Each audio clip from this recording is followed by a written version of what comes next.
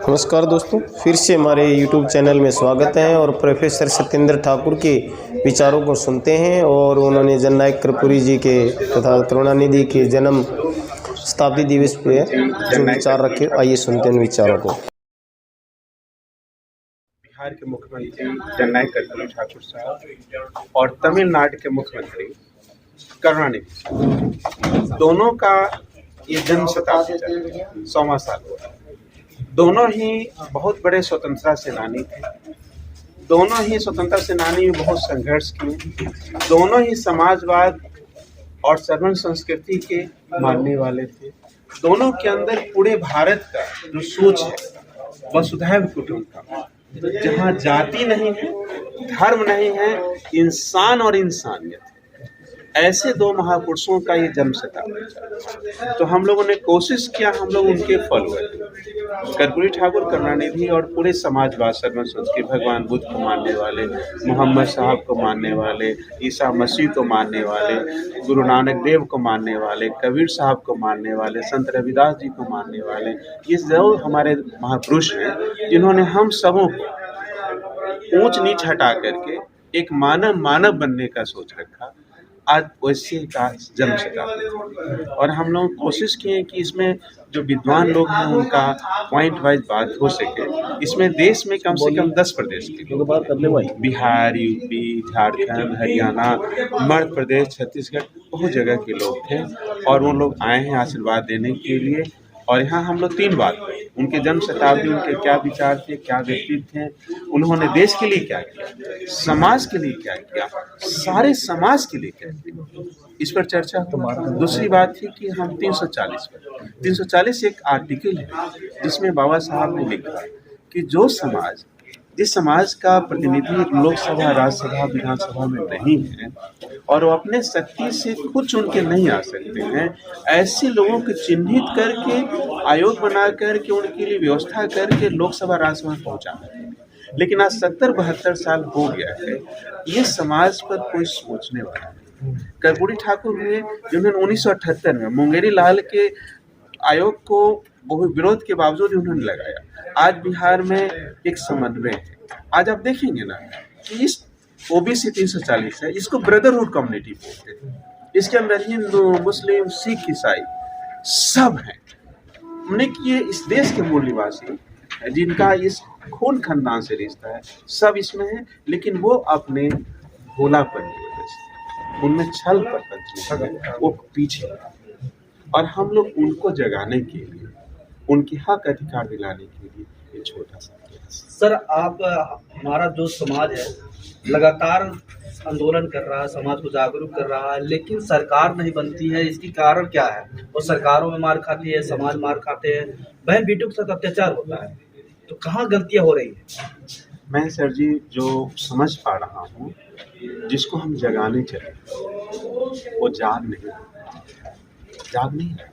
मैं एक छोटा सा एग्जाम्पल दे रहा हूँ कि यहाँ पर कई शासक आए, आक्रमणकारी आए, उन्होंने अपने धर्म, समाज, संस्कृति को इस तरह फैला दिया कि उसके गुलाम थे। और हम आज उसी की बात करें। आज हमें अपने को पहचानने कि हम क्या हैं।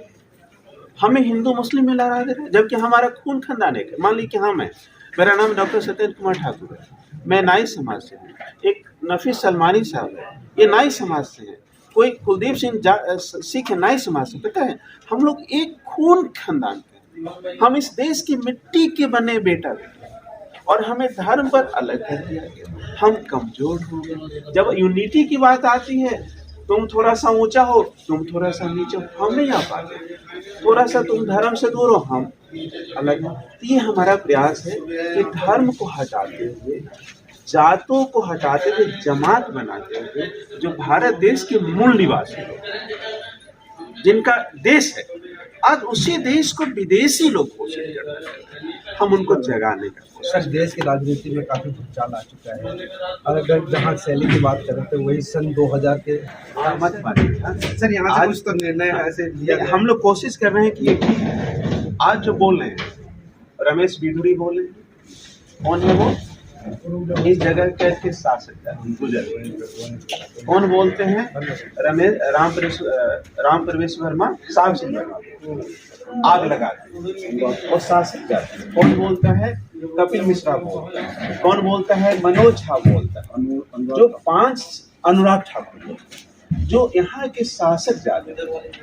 और आप देखेंगे ये शासक जातियाँ 6-7 जातियाँ इस तरह से हावी हैं कि हमको आपस में डरा दे। वो हमें पहचानते लेकिन हम अपने आप को नहीं पहचानते, है ना। और ज्यादातर ये शासक जातियाँ विदेशी हैं।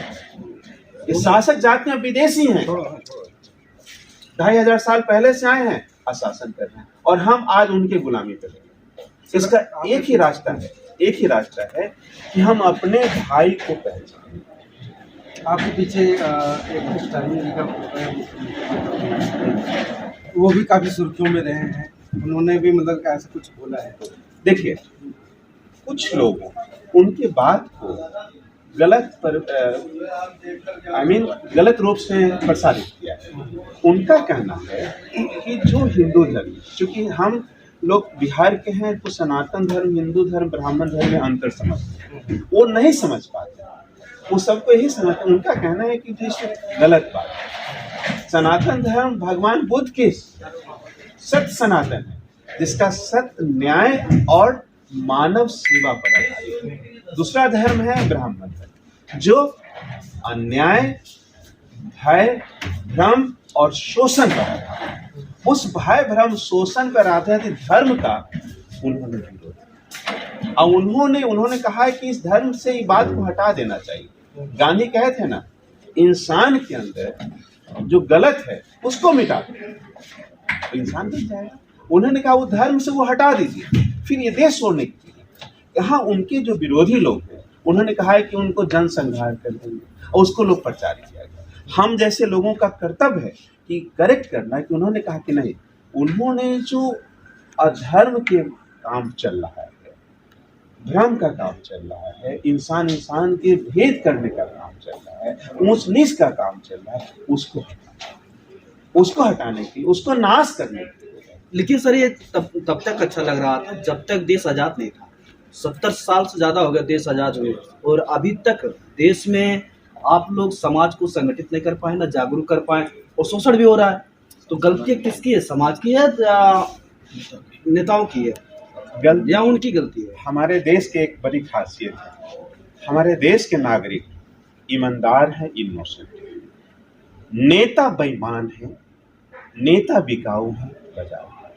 हमारे नेता, जब जिस दिन हमारे समाज में एक अच्छा नेता आ जाता है, उदाहरण के तौर पर देखता हूँ, अन्ना हजारे आए दिल्ली में, लोगों को लगा कि इनसे अच्छा कोई नहीं है, पूरे देश उनके तरफ हो गए। बीपी सिंह आए, देश उनके तरफ हो गए। जयप्रकाश जी आए, उनकी तरफ हो गए। गांधी आए, उनकी तरफ हो गए। जनता ईमानदार है, लेकिन इससे कोई अच्छा मिल नहीं पाएगा।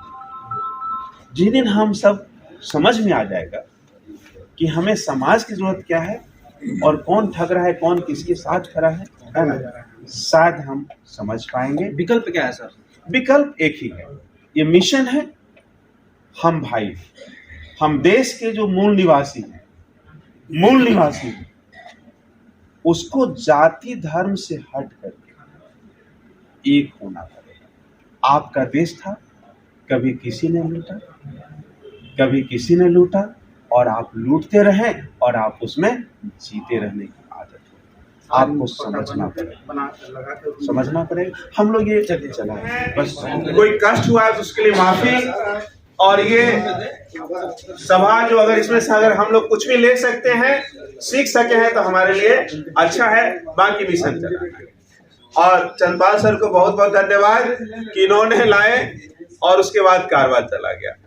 तो बस, और मैं चाहूंगा कि सब लोग नीचे चले कैंटीन की तरफ, वहां भोजन करके